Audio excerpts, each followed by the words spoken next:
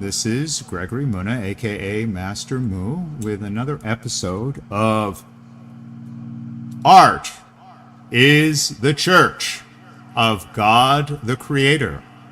And we say that with a smile on our face, but not joking. Still seriously, even though we say it perhaps with a smile. Because we're not supposed to say it, but we do say it. Because in our heart of hearts, we believe it. Okay, so it's time for a Parable of the Sower update. And this is an intermittent series in which I check in and live blog on the text of Octavia E. Butler's phenomenal 1993 novel, Parable of the Sower. And which, if you haven't been following our previous Parable of the Sower updates, the action of the novel Parable of the Sower is takes place right now in the years 2025. It started in 2024, it continues. So it's, even though she wrote it in the early 90s, the action takes place in our exact time. So what I would like to do is to read the passages which are relevant to where we are this week or today, and comment on them in real time. And Octavia Butler, get to know her, great genius, visionary, speculative fiction writer, considered by some to be a mother of Afrofuturism, although she's not so concerned with any sort of imaginary technology. As you'll see, everything that she describes in, even calling it speculative fiction, it's really not so speculative. I mean, she's using descriptions of technology which are completely ordinary and even obsolete, like in her universe, which she was writing in 1993, it was like pre-internet. So her characters use computers, but they don't have iPhones or internet or anything like that. So, she's extremely conservative, actually. She only uses references to technology that was already existent and understood at the time that she was writing. She died in the early 2000s. So she actually died even before the iPhone era, certainly before the TikTok era, or whatever social media platform you are experiencing this on right now, YouTube, so to speak. And the protagonist, the conceit of Parable of the Sower is that it's a journal being kept by a young woman, and she's a teenager, so it's the German word would be Bildungsroman, or a sort of a coming-of-age novel, in the form of an imaginary journal entry. And the interesting thing about it is, to me, is that it's a psychological portrait of the prehistory, the adolescence, the immaturity of a future great religious leader, the founder of a religion, So the idea of taking like an interview with someone like, Buddha, before he was Buddha, before he embarked upon, his enlightenment, before he became the founder and a sort of a semi-mythological figure, like what would it be like to have spoken to Gautama Buddha when he was 15 years old, or Confucius, or Lao Tzu, or any of these sort of great figures. This is what she's trying to create a picture of here. And so the protagonist is the founder of a future religion, Earthseed, which is meant as a techno-optimist, a positive futuristic image. Whether I share this positivity, I don't know. I'm not sure if I am personally a techno-optimist. I tend to be more of a glass half empty rather than a glass half full type, despite the fact that this is sort of a theologically oriented podcast. The theological perspective on Parable of the Sower, this Parable of the Sower update, is more related to me to the meta text or the intertext, which is the whole idea of parable, and the actual parable of the sower in the Bible. Now, in the novel Parable of the Sower, we understand that Lauren herself, the protagonist, is the sower of these seeds of this new religion. But of course, the original parable of the sower is a parable given by Jesus in the Synoptic Gospels. And the unique thing about the biblical parable of the sower is that Jesus, he gives the parable about that there are seeds, which is the wisdom of the teacher, and he's referring to himself, and they can fall on the disciples, which he transmits to his disciples, the apostles, and that these seeds can fall upon appropriate ground, like fertile ground, where they will, give bear fruit and flourish, or they might fall upon stony or barren ground and they will wither, right? And of course, that's a parable for, teaching may or may not bear fruit. And this is something I think about as a teacher, as a pedagogue. I'm not comparing myself to figures in the Gospels, of course. But anyone who has any type of pedagogical commitment, you wonder what is the long-term impact of whatever it is that I'm, and will it be positive, or will it bear fruit, or will it just do nothing, or will it actually become negative? Will it rot on the ground? So I think the biblical parable of the sower is something for all teachers and communicators to keep in mind. And what's sort of interesting and unique about that, as I said, in the biblical perspective, is that it's really one of the only times where the gospel figure of Jesus comments on his teaching method. He says, like, these are parables, and because the idea that I have to give you an allegory, an allegorical, metaphorical system, and that it's up for you to interpret it.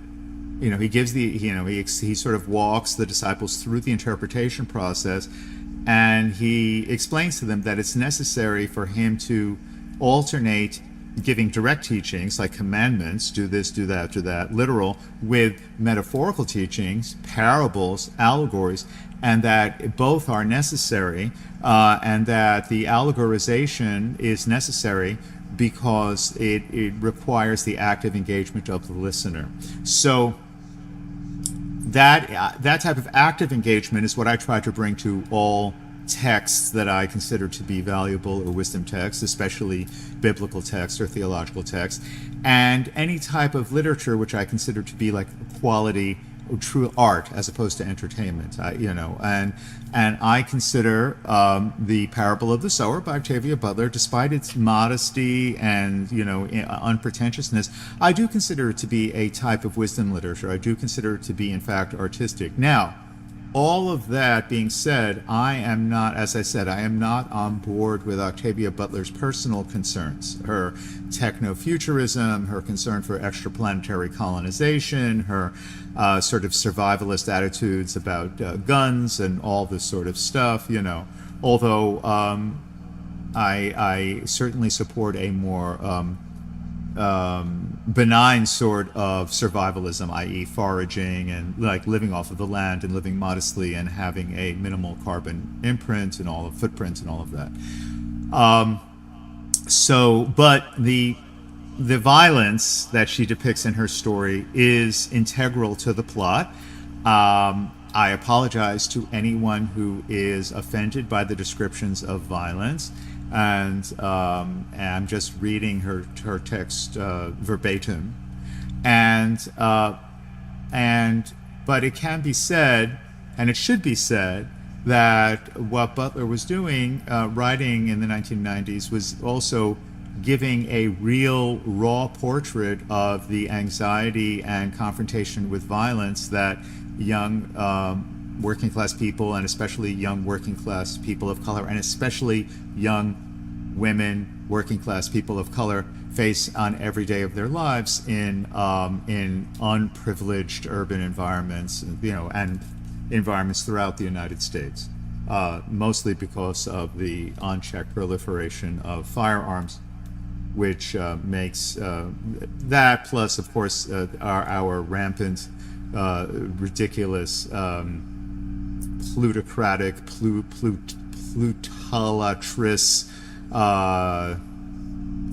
oligarchy, which basically makes everyone who's not a billionaire feel that their life is not worth living in the United States, and which destroys the social contract, because when people feel that way about themselves, they withdraw themselves from the social contract. So she is depicting the social ravages of inequality and violence, and particularly street violence, handgun violence. These are contemporary concerns which, from the early 1990s, which Octavia Butler transforms imaginatively into her narrative taking place in the 2020s. All right.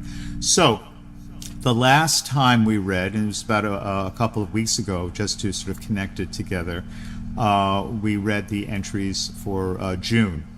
And now we read the entries from June 7th and June 16th. And so our last entry was dated Monday, June 16th, 2025.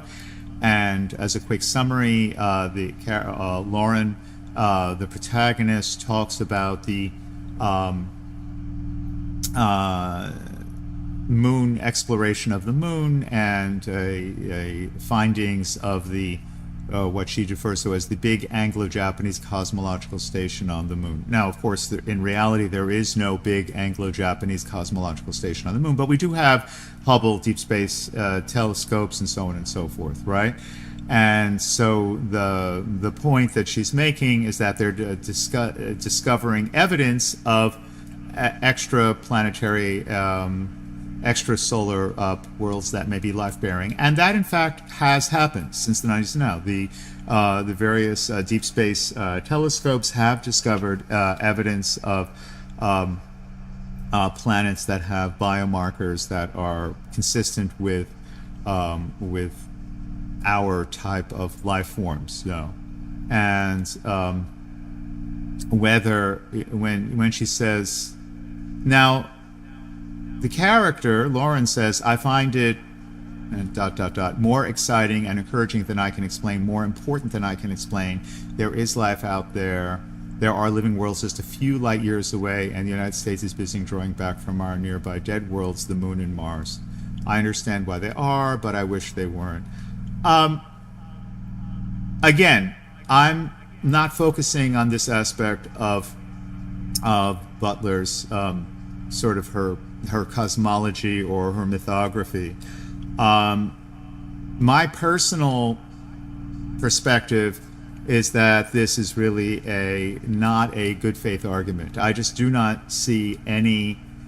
Of course, in our universe, which has billions of stars and billions and billions of planets, there will be other life-bearing, maybe even some of the satellites in our own solar system could support life in some sense. But I just do not think there is any conceivable timeline or any conceivable technology that's going to get us from point A to point B. So I just really think that the whole the whole billionaire Musk Bezos fantasy of colonizing Mars or the moon, I just think that's absolute lunacy. It's not going to happen. It's never going to happen. We have to fix our problems here on planet Earth. There's no planet B. There's no escape. And if we're going to die as a species, we're going to die here. That's all there is to it. And eventually we will die as a species.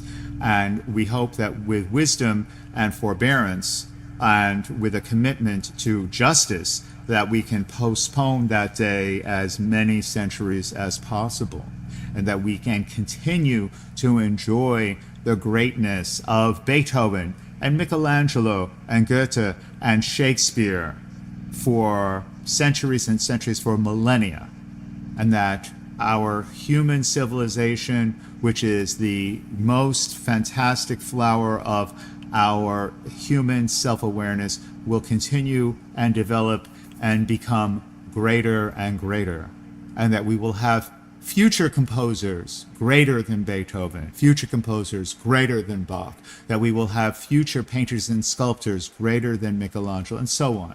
Yes. All right. That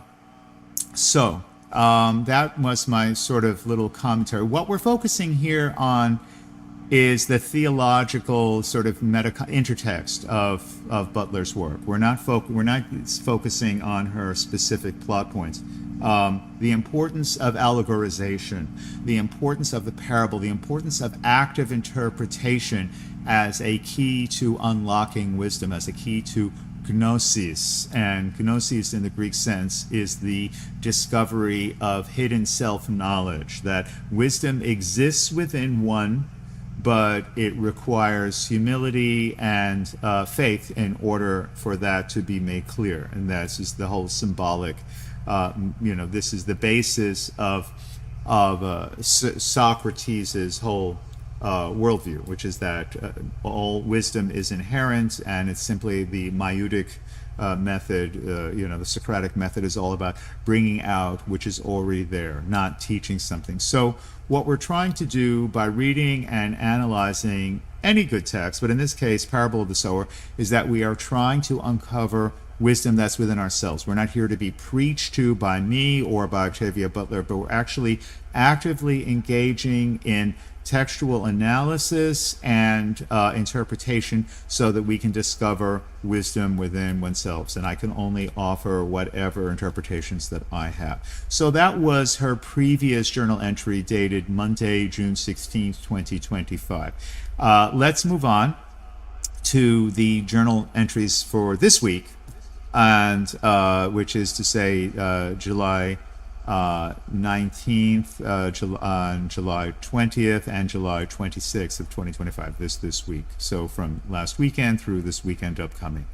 So, without further ado, that extensive, perhaps, I hope not too tiresome, pedantic preamble, and once again, please accept my apologies if I am a tiresome pedant, but that is also my middle name, a tiresome. I didn't. Okay, smiles. So we are now, let's see, we have our handy textbooks available. We have our print editions of Parable of the Sower.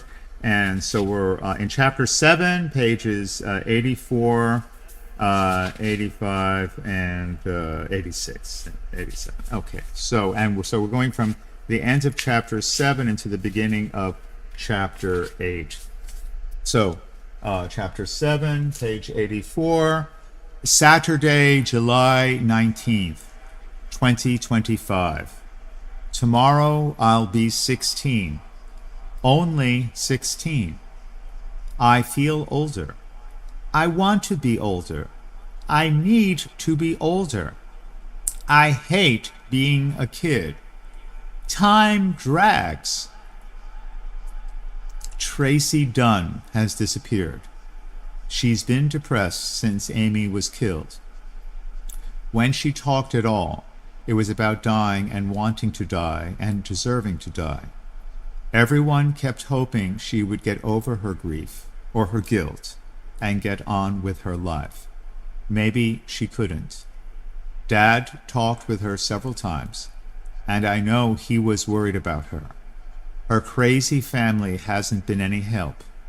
They treat her the way she treated Amy. They ignore her. The rumor is that she went outside sometime yesterday. A group of Moss and Payne kids say they saw her go out of the gate just after they left school. No one has seen her since. Okay, so what we have in terms of the background, again, the characters, this is a dystopian, what was at the time of the writing near future, but now present day Southern California. It's a community, a small city north of Los Angeles, perhaps like around Palmdale, Lancaster, somewhere north of Los Angeles in the interior, not on the beach, and it's managed to, the residents of this community have managed to maintain a semblance of stability by building a fortified gate around themselves, even though they're really essentially just not wealthy, lower middle class to just sort of, very, very basic middle class community.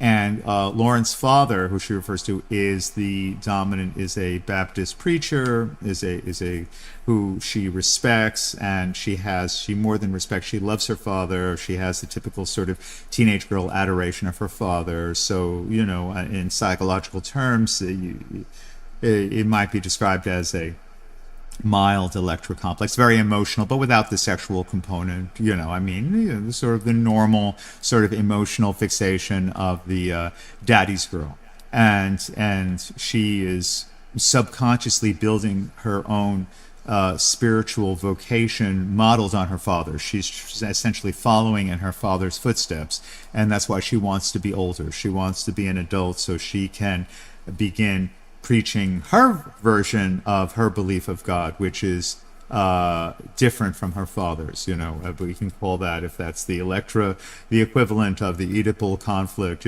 She wants to be like her father, but she wants to be better than her father. She wants to preach the real truth, not what she views as an adulterated truth or a truth that she cannot stand.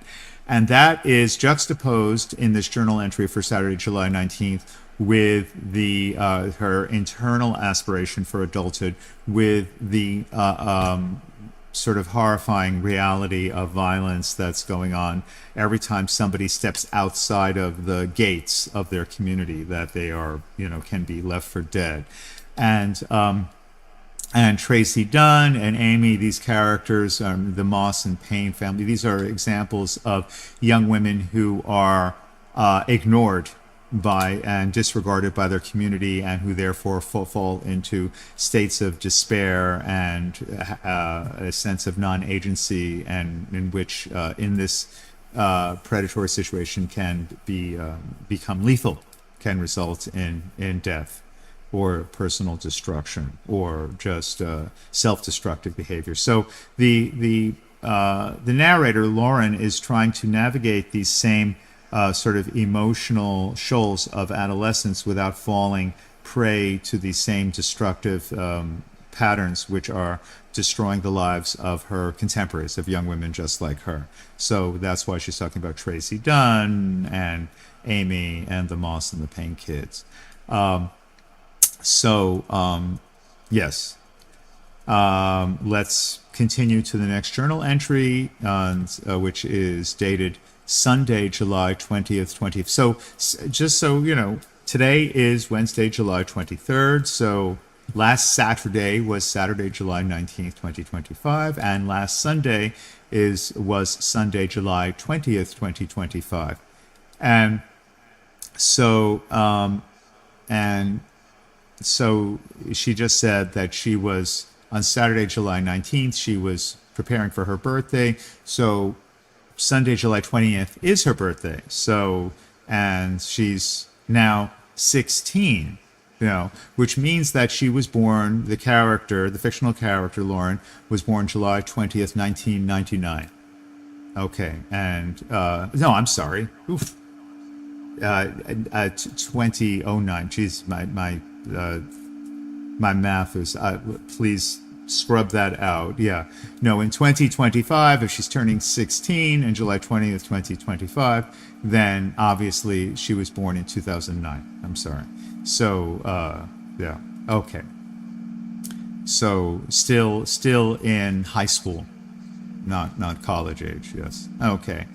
All right. Sunday, July 20th, 2025. Here's the birthday gift that came into my mind this morning as I woke up. Just 2 lines.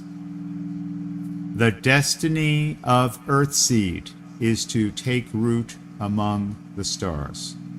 And in the text, this is bold and italicized. So these are the words of text that she's receiving in her sort of her visionary state, sort of half asleep and so on, sort of she's channeling the text of this future holy scripture, this sort of future Bible of this future religion, Earthseed. So once again, sort of the root verse here, the destiny of Earthseed is to take root among the stars. And earthseed is one word, E-A-R-T-H-S-E-E-D. This is what, back to Lauren's commentary, this is what I was reaching for a few days ago when the story of the new planets being discovered caught my attention. It's true, of course, it's obvious. Right now, it's also impossible. The world is in horrible shape. Even rich countries aren't doing as well as history says rich countries used to do. President Donner isn't the only one breaking up and selling off science and space projects. No one is expanding the kind of exploration that doesn't earn an immediate profit or at least promise big future profits. There's no mood now for doing anything that could be considered unnecessary or wasteful. And yet, the destiny of Earthseed is to take root among the stars.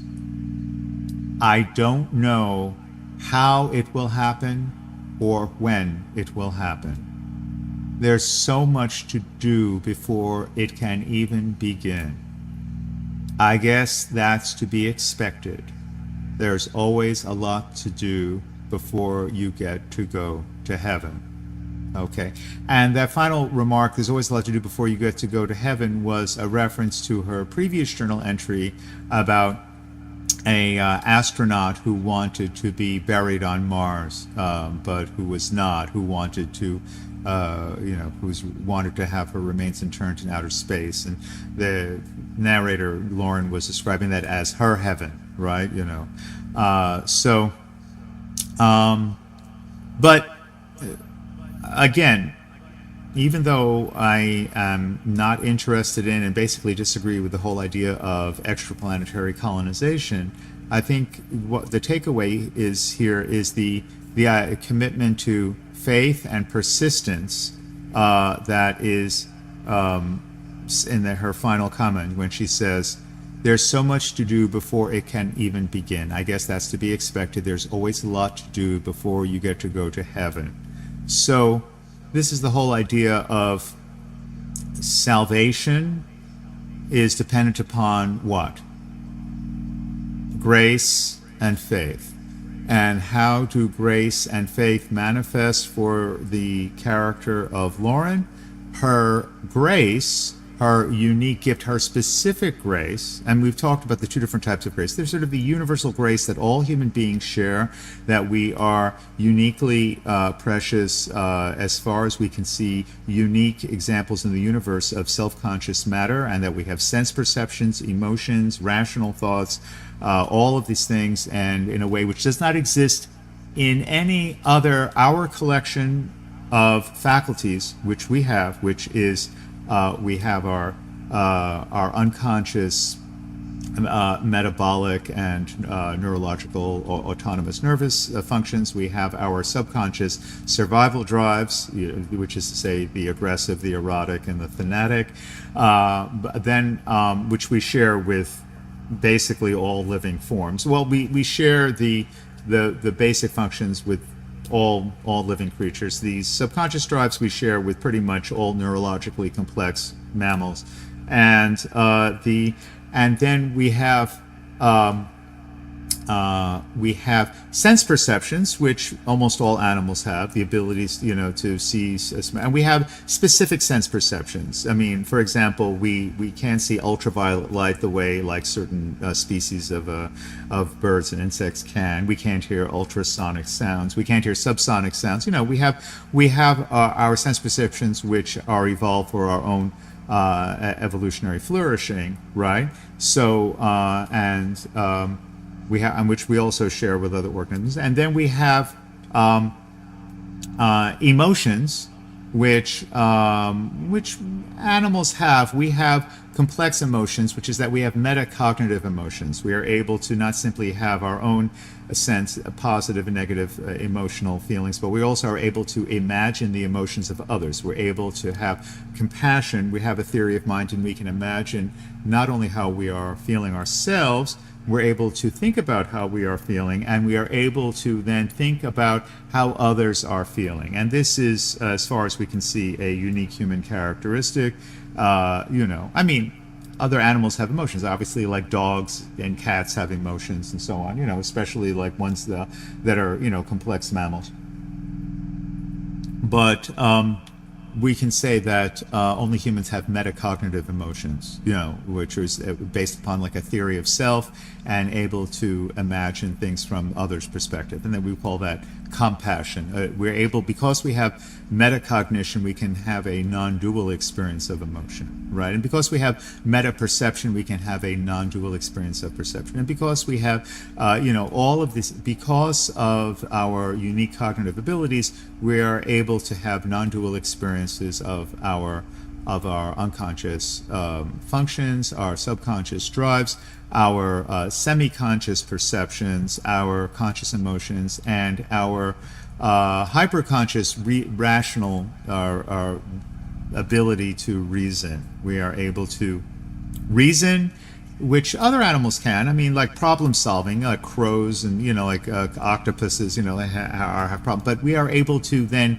also reflect symbolically upon our reasoning system. And that's why we have like symbolic logic, mathematics, science, and, that's why we have peer review. We're able to reason about reason of our own. We're able to review our own reasoning. We're able to review other people's reasoning. We're able to imagine and critique other people's reasoning.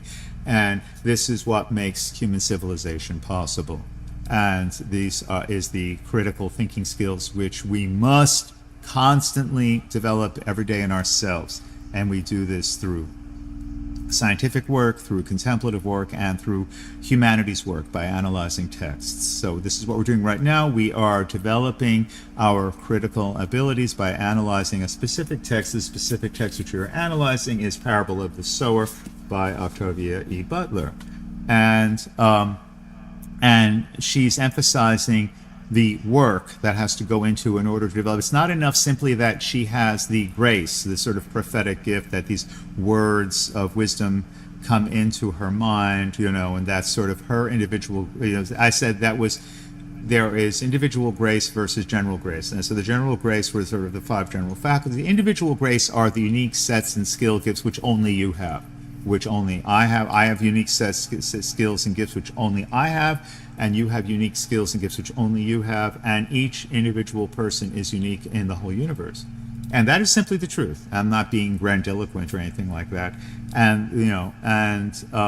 But that requires a tremendous amount of work in order to go to heaven, which is, we can say is the Christian idea of salvation. So that salvation, to go to heaven, it depends upon the work of, there's always a lot you have to do, and that work is faith and persistence in the face of like unknowability, and that in the Greek sense is gnosis, the commitment to believing that wisdom is there even if it's completely invisible, and commitment to the hard work, the process of bringing the invisible wisdom to visible wisdom, to taking it out of the shadows of darkness into our conscious connection. Okay.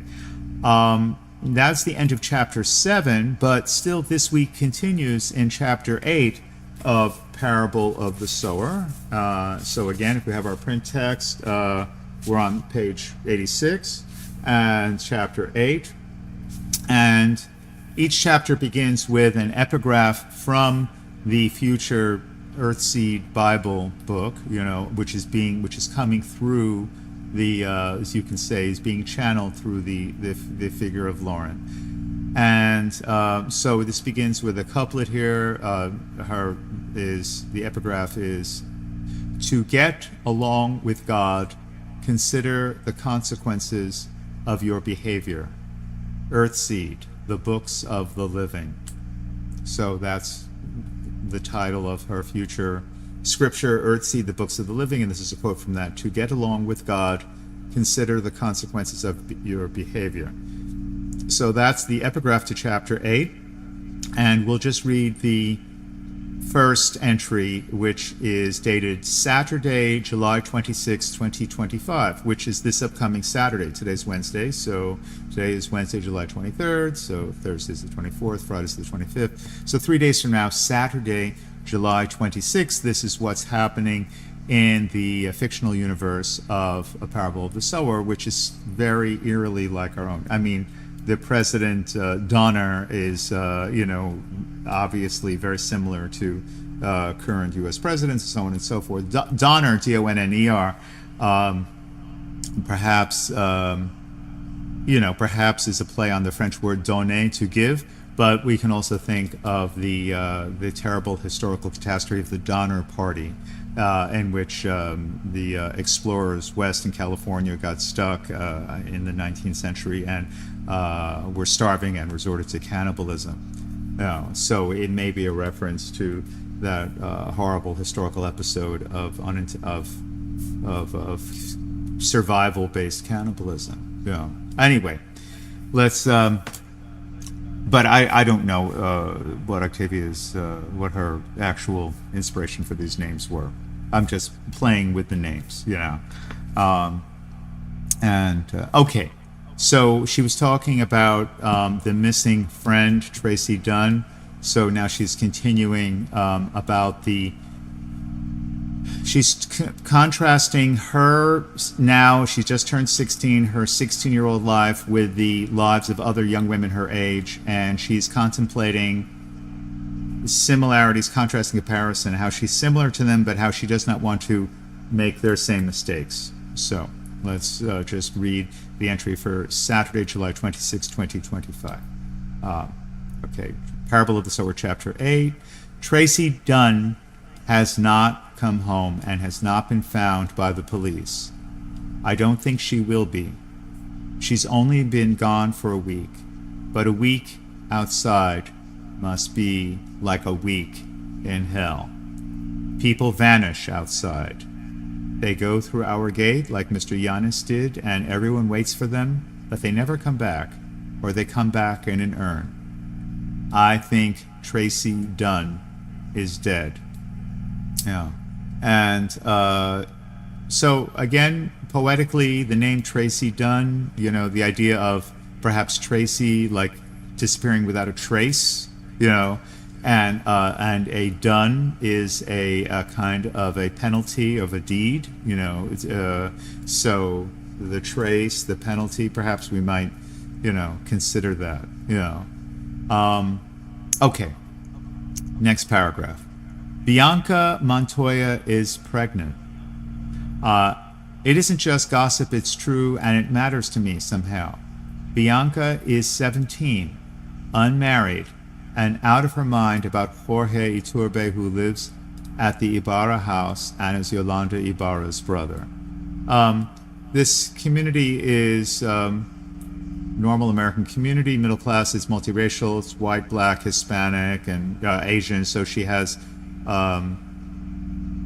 Asian, Hispanic. She's black, she's African American, or black American, and so is her father, and so on, but they have, her stepmother is Hispanic, so it's a racially diverse community.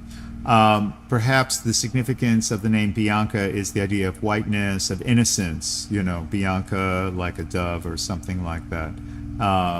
She's 17, she's unmarried, and she's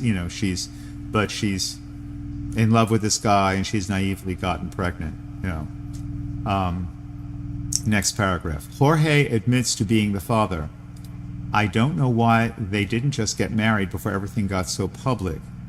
Jorge is 23, and he at least ought to have some sense. Anyway, they're going to get married now. The Ibarra and Iturbe families have been feuding with the Montoyas for a week over this. So stupid. You'd think they had nothing else to do.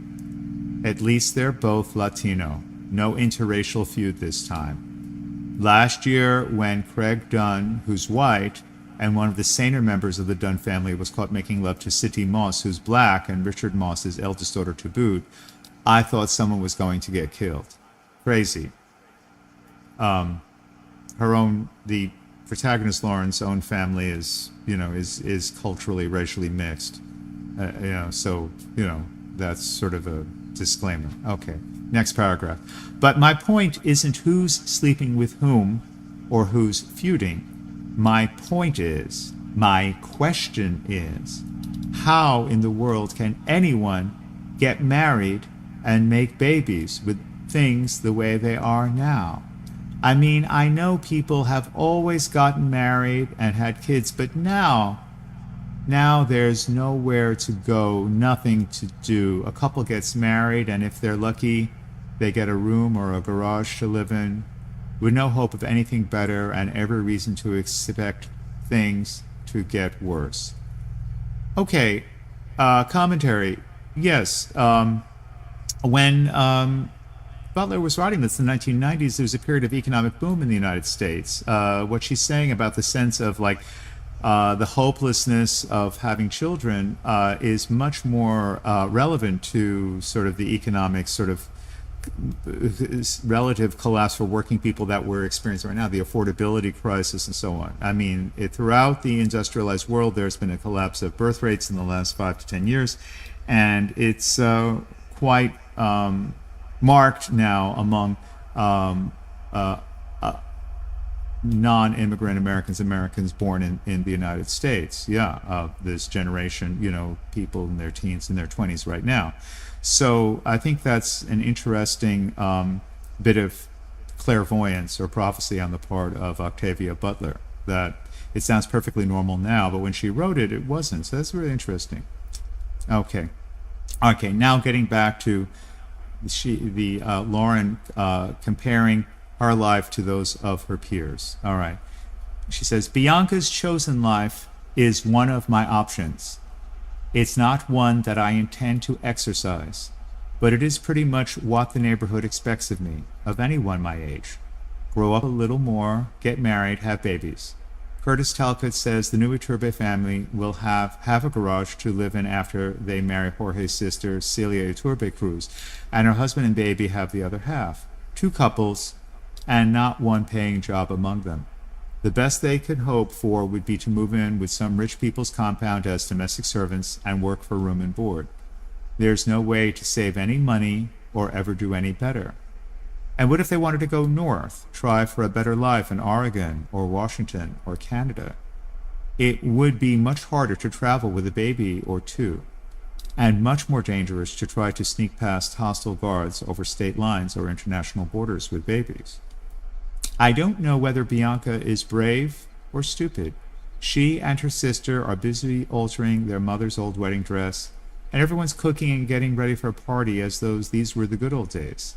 How can they? I like Curtis Talcott a lot. Maybe I love him. Sometimes I think I do. He says he loves me. But if all I had to look forward to was marriage to him and babies and poverty that just keeps getting worse, I think I'd kill myself. Okay, so all right. So the narrator Lauren is a sort of a heteronormative cisgender female teenage. She has sexual urges. She has a boyfriend. She would like to express her sexuality. She would like to be in a relationship with this guy Curtis, and she's as a natural expression of her sexuality, she considers the possibility of having children and all of that, just as her peers are, but she understands that would be a tremendous roadblock to her greater aspiration in life, which is to be a spokesperson for the new interpretation, the new theology which is emerging through her, and which I find inspiring. Despite the fact that I said it, that I disagree with the rest of Octavia Butler's sort of agenda that she advances through the narrative, I identify with Lauren, and I hope you do as well. Despite the fact that I'm a gender normative cisgender male and all of that. It's not just chick lit. I think there's wisdom for everyone in Parable of the Sower, and I think everyone should read it and consider the words. The words are well considered. It's simple language. It's not self-consciously literary language, because the character is just a 15, 16-year-old, now 16 year as of this week, 16-year-old girl. And okay, the choices we have to make if we want to achieve something, if we want our individual grace, our unique sets and skills which are unique to us, to be able to manifest through faith, through our arete, our unique grace is our arete, through faith, which is our gnosis, our commitment to humbly listen to the voice of God and to remain diligent with daily discipline and persistence, so that the hidden wisdom which is hidden within you and me and every human being can become unhidden, can be revealed, and can manifest, and so that our skills and gifts can manifest in their best possible way that can benefit the maximal human flourishing, eudaimonia, which in Octavia Butler's words, the idea of earth seed, and which in the words of Jesus in the parable of sower is the idea of the seeds of the sower bearing fruit, and how in order to that process to manifest, we have to stay constantly committed to textual interpretation, of careful listening, of constant attention, and of paying attention to textual details, and forming a pattern, a meaningful pattern that incorporates all the details, which is consonant with our sense of truth. This is what it is. Okay, so we'll continue with our live blogging of the parable of the sower on the next journal entry is dated Saturday, August 2nd, 2025, and that's a lengthy one, and then it goes into chapter 9, and then into mid-August of 2025.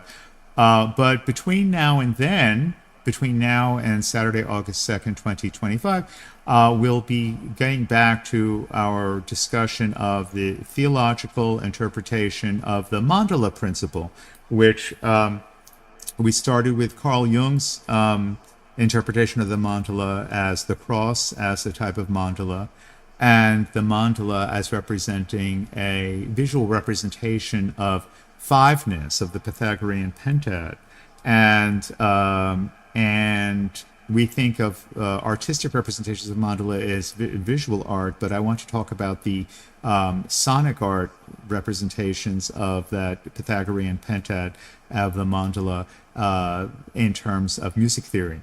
Yes, and how I work with the mandala principle in my own musical aesthetics, and how that relates to sort of this theological sense of the sacredness of fiveness.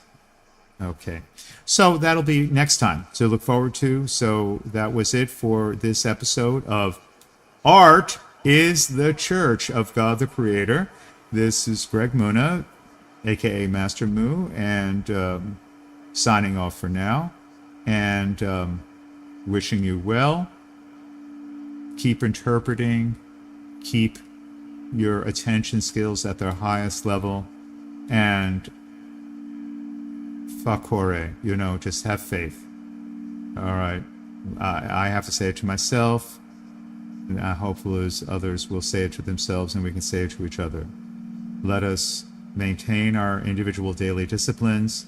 Let us try to keep our interpretive faculties and our attention at the highest level, where we may experience our perceptions, our emotions, our cognitions, our reasons, our drives, and our functions as they truly are, non-dually.